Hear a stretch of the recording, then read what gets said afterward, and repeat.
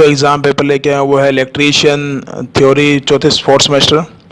तो यहाँ अपने इन सभी क्वेश्चनों को हल करेंगे। तो आप वीडियो को शुरू से लेकर अंत तक देखें, और अगर आपने हमारे चैनल को अभी तक सब्सक्राइब नहीं किया है तो चैनल को सब्सक्राइब कीजिए। साथ में इसके पास जो बेल आइकन है उसको जरूर प्रेस कीजिए, ताकि इससे रिलेटेड आपको जो भी वीडियो होगी, जो जितने भी एग्ज़ाम होने वाले हैं अभी लोगों के या अपने एलडीसी के एग्ज़ाम हुए उनकी भी वीडियो आपको मिलती रहेगी।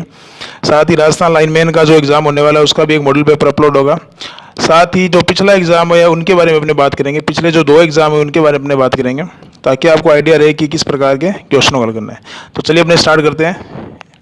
तो यहाँ आपको पहला जो क्वेश्चन दिया गया है कि निम्न में से किस चीज़ का इस्तेमाल केबल के इंसुलेशन को फटने या उसको तीखी कोरों से क्षतिग्रस्त होने से बचाने के लिए किया जाता है। तो राइट आंसर होगा फेरल।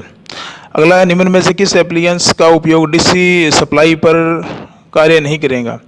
तो डीसी सप्लाई पर बजर जो होता है वो काम नहीं करेगा। नेक्स्ट क्वेश्चन क्या है, इमर्सन वाटर हीटर का हीटिंग एलिमेंट जो होता है वो नाइक्रोम का बना होता है। नेक्स्ट क्वेश्चन है कि इमर्सन वाटर हीटर की ट्यूब के भीतर जो इंसुलेटिंग मटेरियल इस्तेमाल किया जाता है वो है मैग्नीशियम डाइऑक्साइड MnO2।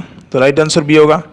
अगला है, गीजर टैंक के भीतर जो वाटर प्रेशर को नियंत्रित करने के लिए और टैंक को फटने से बचाने के लिए एक प्रेशर रिलीज वाल्व का इस्तेमाल किया जाता है। तो राइट आंसर होगा ए। अगला क्वेश्चन है कि इलेक्ट्रिकल आयरन के हीटिंग एलिमेंट उसी आकार वाली एस्बेस्टॉस प्लेट द्वारा इंसुलेटेड किया जाता है। तो ये उष्मा अवरोधक का काम करती है, ताकि ऊपर वाला जो टॉप कवर है वो गर्म ना हो। तो राइट आंसर क्या होगा, बी। अगला क्वेश्चन है कि इलेक्ट्रिकल आयरन में हीटिंग एलिमेंट में कंडक्शन और रेडिएशन के कारण उत्पन्न उष्मा होती है, जो ऊपर जाने वाली उष्मा को एस्बेस्टॉस शीट द्वारा नियंत्रित किया जाता है। तो 6 और 7 नंबर क्वेश्चन है वो सेम है, बस लैंग्वेज में डिफरेंस है।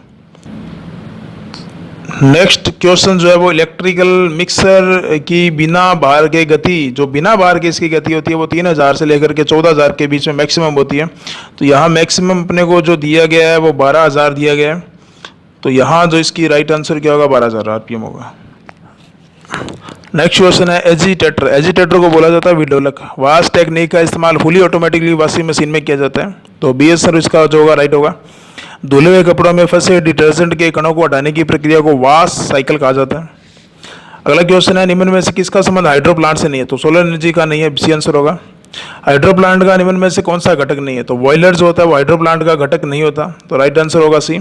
हाइड्रो प्लांट की इसमें दक्षता पूछी गई है कि गतिज ऊर्जा को विद्युत ऊर्जा में रूपांतरित किया जाता है। तो 80 से 90% तक जो होता है इसमें रूपांतरित होता है।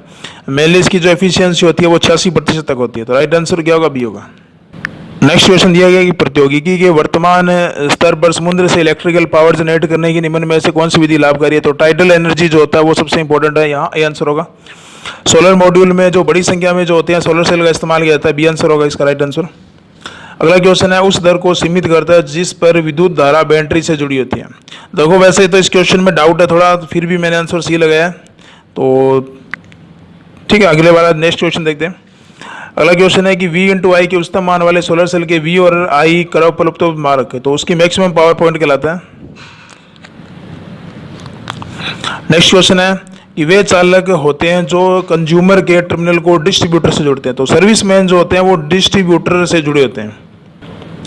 अगला क्वेश्चन है कि केबल में फॉल्ट की लोकेशन जो होता है उसके रेजिस्टेंस के द्वारा अपने मेजर कर सकते हैं। तो राइट आंसर क्या होगा, ए होगा।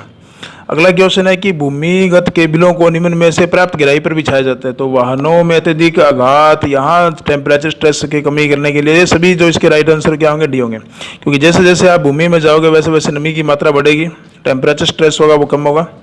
अगला क्या है कि केबल का ब्रेकडाउन वोल्टेज। तो ब्रेकडाउन वोल्टेज होती है यहाँ जो इसका नमी की उपस्थिति कार्य करे टेम्परेचर वोल्टेज के एप्लीकेशन के टाइम। तो यहाँ डी जो इसका राइट आंसर होगा।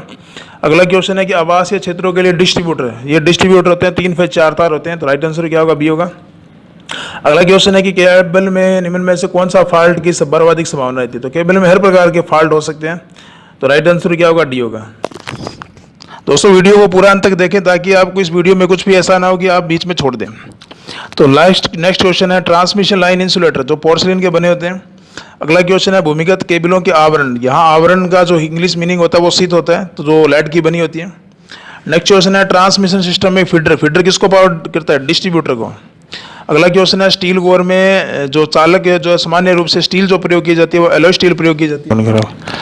तो ट्रांसमिशन सिस्टम में फीडर जो होता है वो पावर को फीड करता है, डिस्ट्रीब्यूटर को फीड करता है। तो फीडर जो होता है वो डिस्ट्रीब्यूटर को क्या करता है, पावर ट्रांसमिट करता है, और डिस्ट्रीब्यूटर सर्विसमैन को करता है।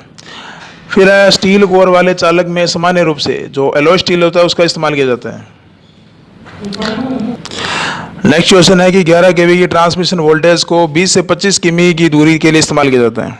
अगला क्वेश्चन है कि एल्यूमिनियम कंडक्टर में जो स्टील कोर प्रदान की जाती है वो उसकी तनन सामर्थ्य में वृद्धि करने के लिए की जाती है। तो टेसाइल स्ट्रेंथ जो होता है इसका राइट आंसर होगा डी।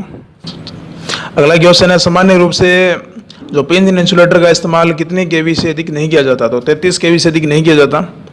अगला क्वेश्चन है 200 किमी से अधिक दूरी तक ट्रांसमिशन करने के लिए जो वोल्टेज होती है वो हाई रखी जाती है, तो 132 जो इसका राइट आंसर होगा। अगला क्या है, इलेक्ट्रिकल लाइटिंग वोल्टेज। इस क्वेश्चन में भी थोड़ा डाउट है तो यहाँ फिर भी मैंने एक आंसर लगाया।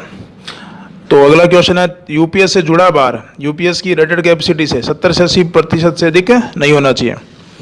अगला क्वेश्चन है इंडोर का उपयोग है अगल बगल में स्थित 2 या 2 से अधिक उपकरणों को जोड़ने के लिए कनेक्ट किया जाता है जब धारा उच्च होती है। तो बस बार जो होती है यहाँ इसका राइट आंसर होगा। बस बार उच्च धारा वहन क्षमता करने वाले चालक होते हैं जो एल्यूमिनियम या कॉपर के बने होते हैं। तो रुक इंटेड वगैरह।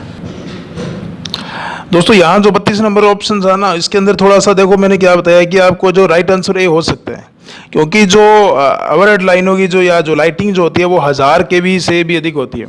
तो 1000 केवी, 1000 का मतलब 10 की पावर 3 और केवी का मतलब क्या हो गया 10 की पावर 3, तो 10 की पावर 6 लमसम होगा।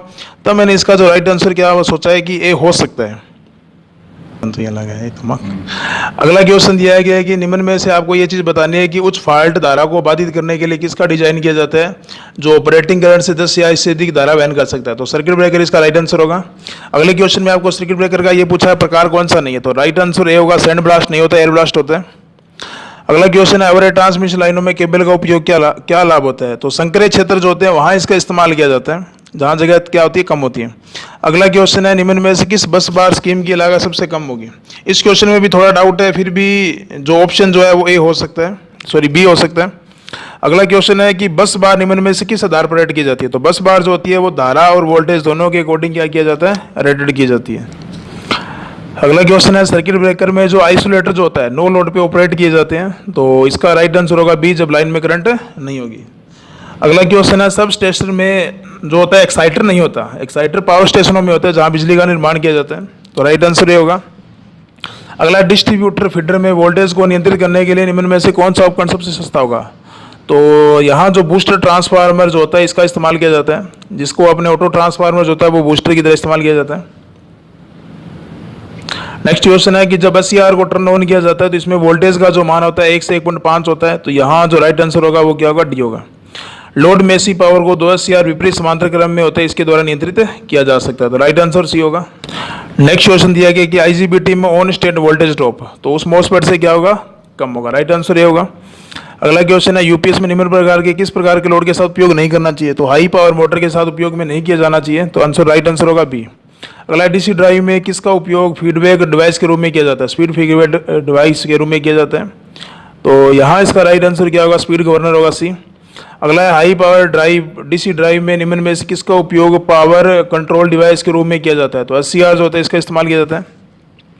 नेक्स्ट एसी ड्राइव में एसी मोटर की गति नियंत्रण करने के लिए तो वोल्टेज और फ्रिक्वेंसी दोनों को चेंज करके किया जा सकता है, जिसको अपने ट्रिपल VF भी कहा जाता है।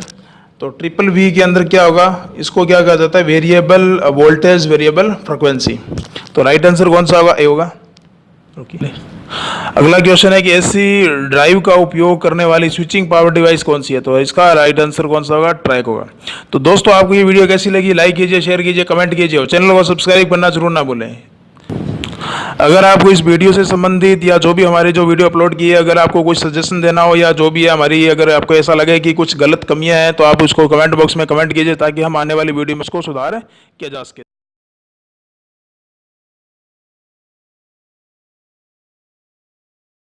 धन्यवाद।